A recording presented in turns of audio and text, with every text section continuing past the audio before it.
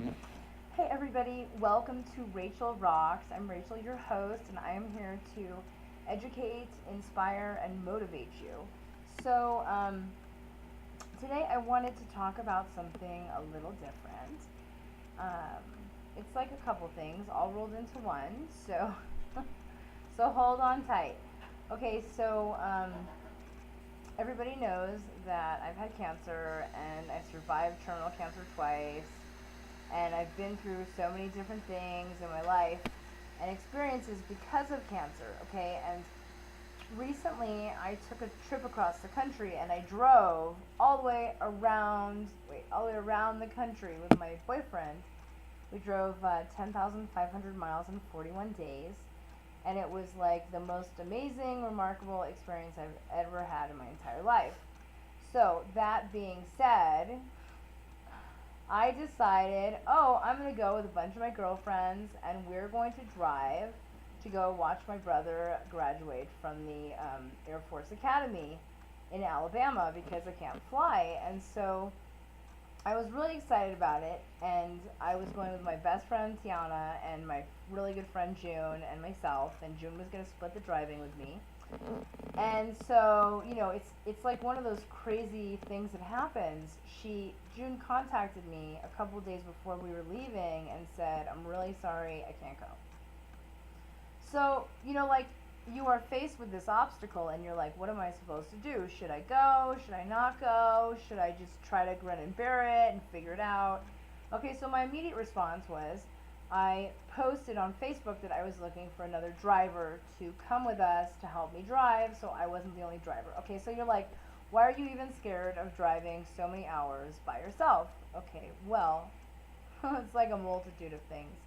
I have a herniated disc and degenerative disc disease in my back, and sometimes it's hard for me to drive a lot. I've always wanted to drive across the country like myself, but I think it always freaked me out. So what I did was I kind of like psyched myself up, and I talked to people and they were all like, "Rachel, you could totally do this. You could totally do this. You could drive across the country. You girls are gonna have so much fun. It's gonna be amazing." And like my doctors and all my people were like, "Yes, go do it. Go do it." And then this thing happened. Okay, so this is like crazy, crazy stuff.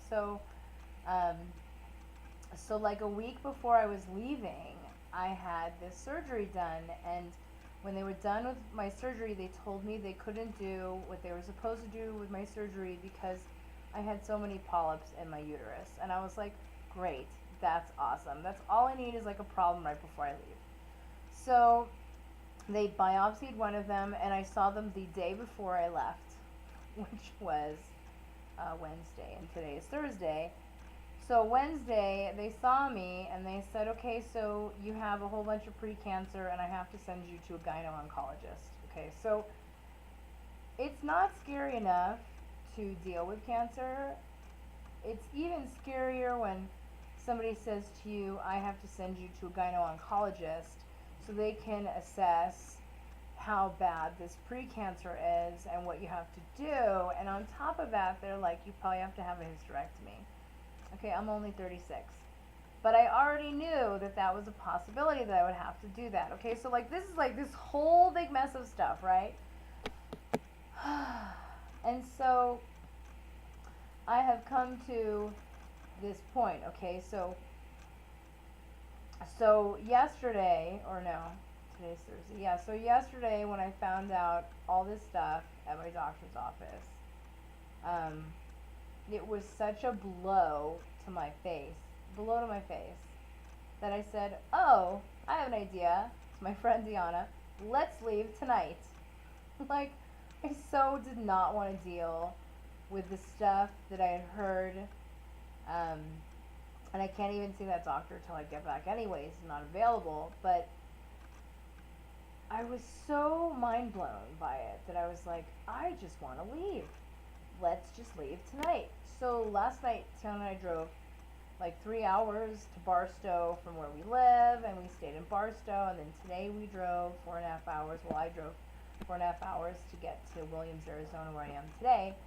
And these things keep coming into my head because I'm trying not to focus on the fact that I'm dealing with like a pre-cancer thing, um, because I'm always positive, but at the same time, it freaks me out because I'm like, I am driving so far across the country and I'm the only driver. And I don't want to stress myself out. And I know I can stop. Like, anytime I want, I can stop and, like, take a breather and rest and relax. But I think I'm just so nervous with everything that's going on, it just freaks me out. So, why do I bring up this kind of conversation with you? I bring it up because we're all faced with these crazy challenges and these obstacles and these things in our lives, and it's like, how do you deal with that? How do you deal with that kind of thing? Like, do you get nervous? Do you just go and do it and don't worry about it? I mean, the thing that happens to me is it's like it keeps playing in my head. Rachel, can you really drive 8 hours in a day, 10 hours in a day by yourself? Can you really do this? Well, I know in my head I tell myself I can, but physically, can I? Like, can I really do it? And so meanwhile, we're waiting for a couple people that are telling us they want to drive with us. We've already left the state of California. And I've already offered people that if they wanted to come with us, that um, I would pay for their flight to meet us on the trip so that, we could still continue doing this and I don't have to worry. But, it's still scary to me. Because A, I don't want to be sick again. B, who wants problems? Who wants problems in their uterus? Like, seriously. Who wants any of that stuff? Not me. I don't want any more cancer. But at the same time, it's like I have to do this. So I'm going through this whole, like, mixed emotion thing, and I'm overly emotional, of course. I'm not even on hormones. It's great. Not really. But here's the deal. I mean, the deal is this is life. And I can freak out and run away and be like, oh, I'm not going to drive anymore. I'm just going to drive home.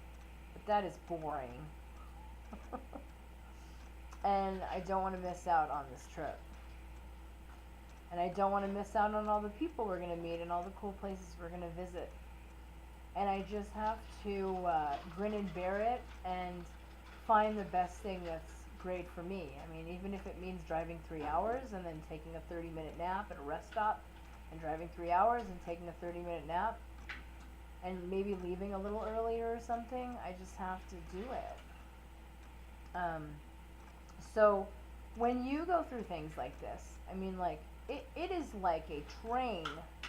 It is like a train has crashed into my life. And it's like, hello, this is what you have to do. And, like, here's the crazy thing, okay? So, like, I eat, like, super healthy. I drink a lot of water. I've lost a lot of weight since I was really sick. I mean, the heaviest I was when I was on chemo and steroids was 375 pounds. I was 375 pounds.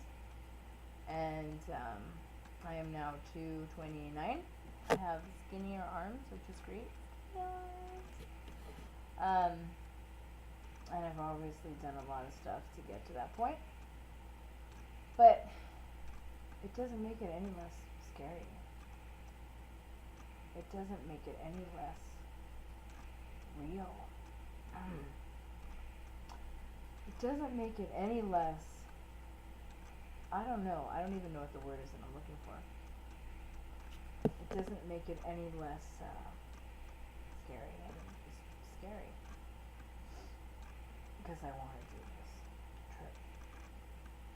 And I want to drive the 6,552 miles by myself. I don't want to do it by myself, but I have committed to doing this. I've committed to do this, so I'm going to do what I can.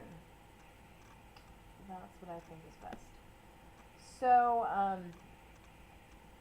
So just remember, I'm here to inspire, motivate, and educate you. And right now, I'm educating you on the fears that happen to people who have had cancer. And like my mom was talking to me about it before I left, and she said, think about all the other people that have had cancer that have done these amazing road trips. And she's right. I mean, like one of her really good friends from church had cancer, and she took this crazy road trip with her dog. Like her and her dog just drove across the country, all the way around the country, across the country. She's gone for like a month and a half or something. She had the time of her life, and that was before she died. I know, it was sad. That was really sad, but that was awesome. So I'm not saying anything's gonna be bad, okay? I'm just saying this is a lot. This is a lot to do. And as long as I put it in God's hands, I know that God's gonna take care of me, then that's great. So why don't you guys share your stories? Make sure to subscribe to my channel and make sure to follow me whenever I post these awesome videos. Make sure to comment because I want to hear your stories and your thoughts. I mean, like, have you ever been in a situation where you didn't know what to do, or you were faced with something and you were like, what's next? What's next on my list? I want you guys to tell me about those things, and just remember, I'm here for you to lean your shoulder. I'm here to lend you a shoulder. I'm here to listen to your stories. I'm here to help you, inspire you, educate you, and motivate you.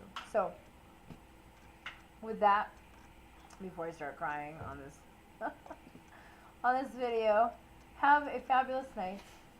From Williams, Arizona, I'm out. Oh, and I'm going to be posting more videos because I'm doing this cross-country trip. And then you guys will be able to watch the trip. So, I will see you soon. Rachel rocks. I'm out.